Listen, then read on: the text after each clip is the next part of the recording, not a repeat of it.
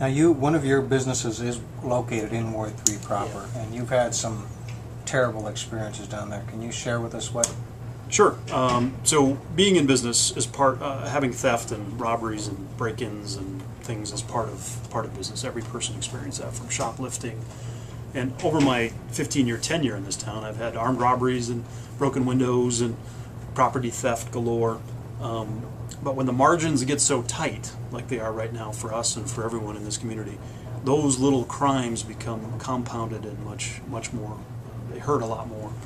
In the last month and a half or so at our property, we've had, batteries stolen out of our garbage trucks. We had our cooler motor stolen. We've had broke into the office and took all our computers twice. This is all the same location? All the same location. We've had, now the police to their credit have been great. They show up, but systematically there's a problem.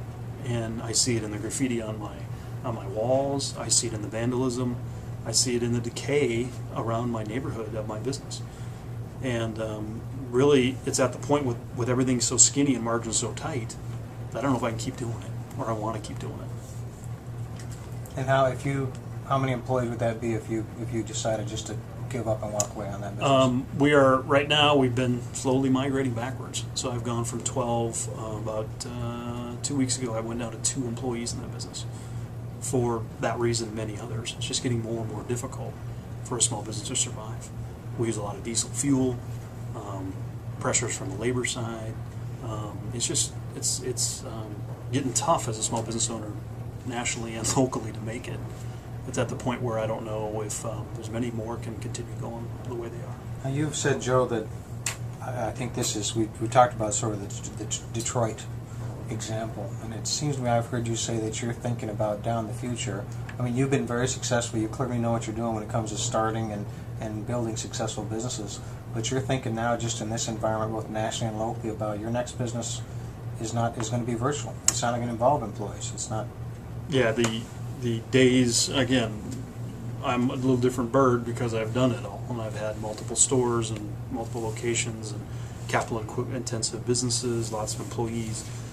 At the end, I don't think I want to do that anymore because the headaches are pretty high, the risk is pretty extreme, and you go to bed on Thursday night wondering if you can make payroll on Friday, and I've just had enough of that personally. I don't think that this country is really embracing the entrepreneur. The "you didn't build that" statement that came out during the last campaign really goes to the core of that discussion. This country was founded on the small business guy, the entrepreneur that created the next iPod in his basement and revolutionizes an industry. And the moment we as a country or as a community don't embrace that, I think we're going to slide quickly towards the Detroit. If you watch Detroit's story, the business economic class left, starting with the auto industry. The suburbs flourished and the inner core couldn't get out of their own way. Between union contracts and just deteriorating economic base, I watched in Tucson, you look around, who's opening?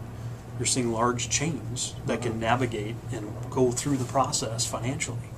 The small guys are having a harder time because they don't have the capital to really do it. And so I worry about Tucson, I worry about this country, and as an entrepreneur, I'm looking at my next move very closely, and it won't involve a lot of employees and a lot of extra capital investment.